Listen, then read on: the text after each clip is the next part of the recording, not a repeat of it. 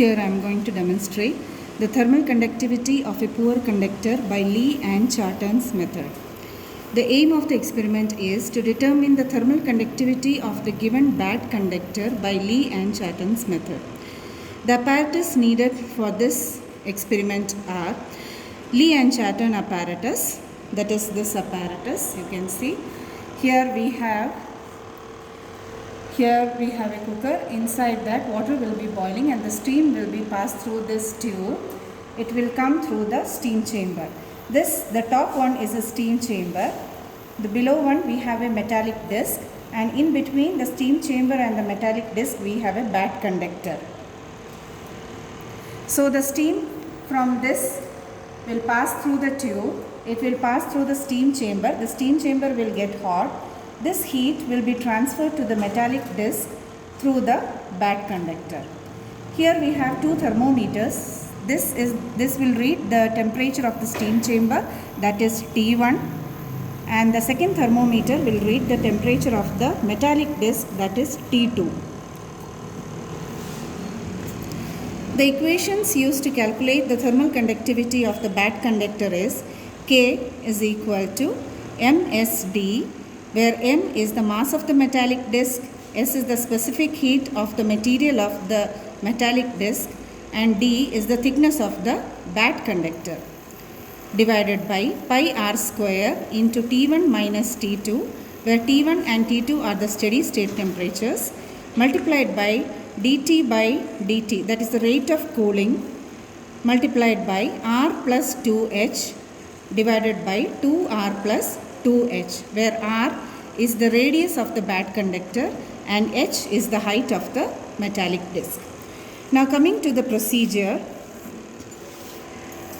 first we have to allow the temperature of the metallic disc to come to steady state. That is, here we will wait up to till the temperature of the metallic disc comes up to 75 degrees Celsius. Till then we can measure. An extra bad conductor will be given. We have to measure the thickness of the bad conductor using screw gauge. The bad conductor should be inserted in middle here, this edge of the screw gauge, and we have to calculate the radius of the bad conductor by this tabular column. In this, here we will be writing the pitch scale reading, head scale reading, and then total reading, which is given by pitch scale reading plus head scale reading minus zero error into least count. And thickness of the bad conductor should be noted here in meters.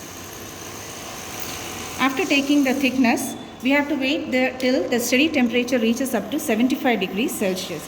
That is, T2 should reach 75 degrees Celsius.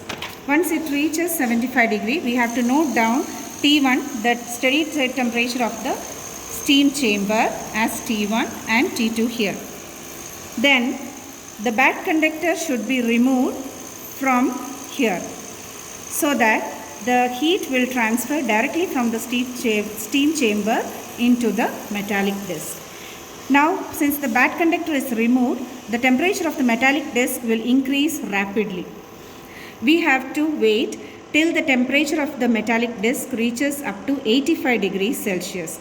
Once it reaches 85 degrees Celsius, we have to remove the steam chamber and simultaneously switch on the timer.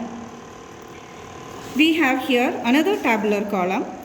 When the timer is switched on, here the time is equal to 0, that is 0 seconds, the temperature of the metallic disc T2 should be noted down. So here at 0 seconds it will be 85 degrees Celsius.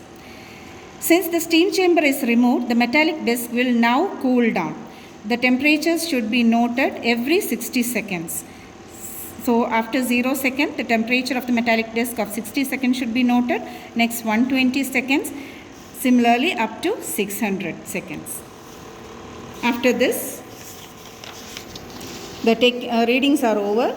So with the readings obtained, we need to draw a graph with temperature versus time.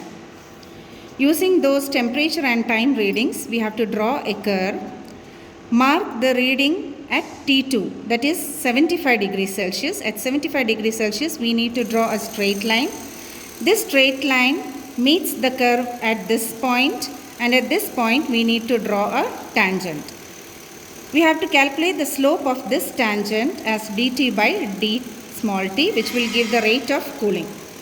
This dt by dt should be substituted in this equation. So msd can be obtained. D can be obtained from the thickness of the bad conductor.